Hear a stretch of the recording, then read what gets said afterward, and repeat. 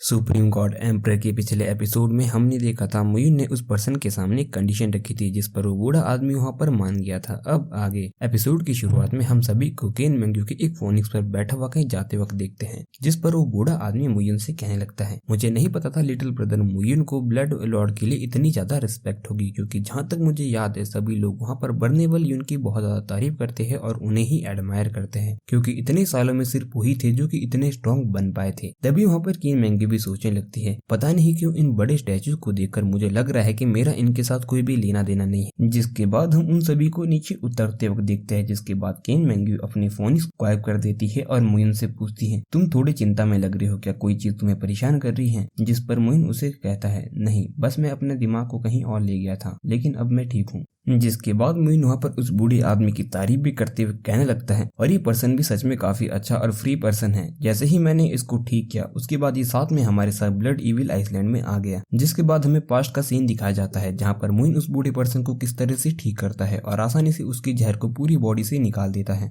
जिसके बाद उसका बेटा भी अंदर आता है और मुइन से पूछने लगता है कि उसके फादर कैसे है, क्या वो ठीक हो चुके हैं? जिसके बाद मुइन कहता है कि उनसे ही पूछ लो। जिसके बाद वो बूढ़ा आदमी ऊपर बैठ जाता है और कहने लगता है, सब कुछ यहाँ पर लिंग्जन आइसलैंड पे तैयार करो, हम चैलेंज को लेने के लिए बिल्कुल ही रेडी हैं। और तब तक मैं और मुइन सुइचा आइसलैंड जाते हैं ताकि कॉर्पोरेशन के बारे में बात कर सकें। जिसके बाद हमें प्रेजेंट का सीन दिखाया जाता है जहाँ पर वो बूढ़ा आदमी कहता है, मैं आपका बहुत ही ज्यादा धन्यवाद करता हूँ और इस बार हम आए हैं ताकि हम सुइचा आइसलैंड के साथ अपना कॉर्पोरेशन का हाथ आगे बढ़ा सके, ताकि हम लड़ाई कर सके जू फैमिली और लुंगवान चैंग के साथ। जिसके बाद वो आगे बढ़ते हुए कहने लगता है, इस कॉर्पोरेशन के साथ हम जरूर जीतेंगे। जिसके बाद वो सभी आगे बढ़ने लगते हैं। सामने से हम ये क्यू को आते हुए देखते हैं, जिसको देखने के बाद उसके ऑरा को पढ़ते हुए सभी कहने लगते हैं, ये पर्सन बहुत ही ज्यादा ताकतवर दिखाई देता है। जिसके बाद केन मेंग्यू भी मुइन के आगे खड़े हो जाती है और उस पर्सन को रोक देती है। तभी हम उस पर्सन को देखते हैं जो कि आगे अपने हाथ फैलाते हुए कहता है, मास्टर। और ये देखने के बाद सभी बहुत ज्यादा हैरान हो जाते हैं। तभी मुइन आगे जाता है और ये क्यू से कहता है,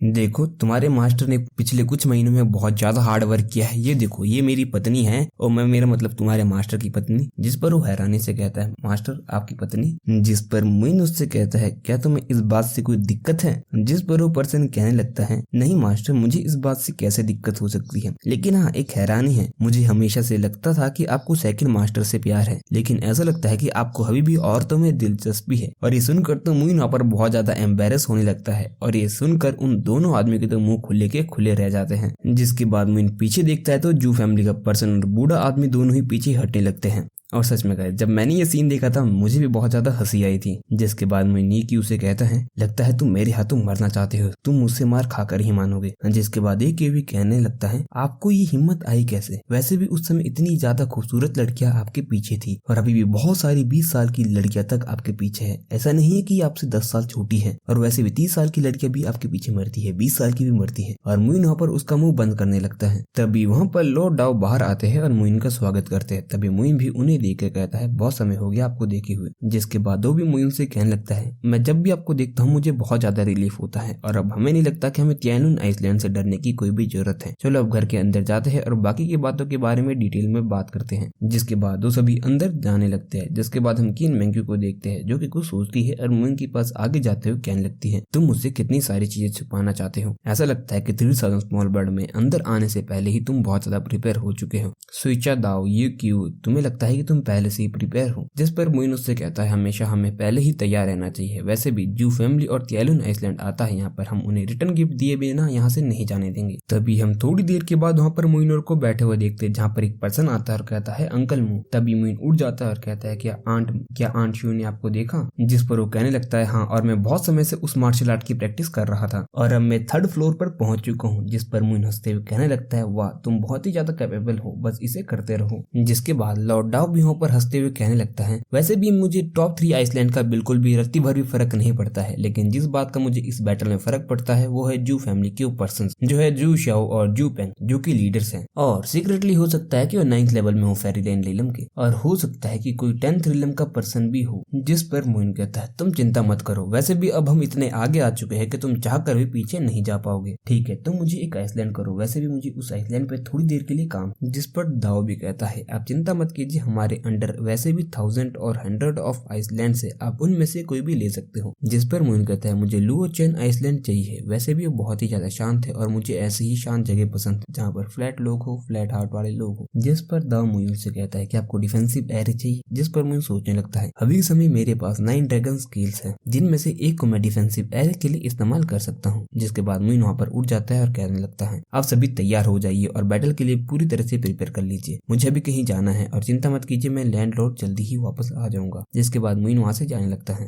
जिसके बाद वहाँ पर सभी अपनी अपनी राय देते हुए कहने लगते हैं। सबसे पहले जू फैमिली का पर्सन कहता है मोयुन, ये पता नहीं क्या सोचता रहता है, कब क्या सोचता है कोई इसके बारे में सोच भी नहीं सकता। उसके बाद वो दूसरा पर्सन कहता है अंकल मू सच में बहुत ज्यादा क्लेवर है, लेकिन वो कभी भी किसी भी मुसीबत में नहीं फंसते हैं। जिसके बाद किन मेंग्यू भी कहती है जब हम वहाँ पर बेनिन सिटी को छोड़े थे तो मुझे लगता था कि मैं मुइन को अब जान चुकी हूँ, लेकिन मैं गलत थी, वो हमेशा ही मुझे नए नए सरप्राइज ही देता रहता है। जिसके बाद आखिर में एक यू भी कहता है मास्टर अगर मैं हजारों साल भी इनके पीछे गुजार दूंगा ना, मैं फिर भी इन्हें नहीं समझ पाऊंगा, और वहां से जाने लगता है। और ये एपिसोड यहीं पर खत्म हो जाता है।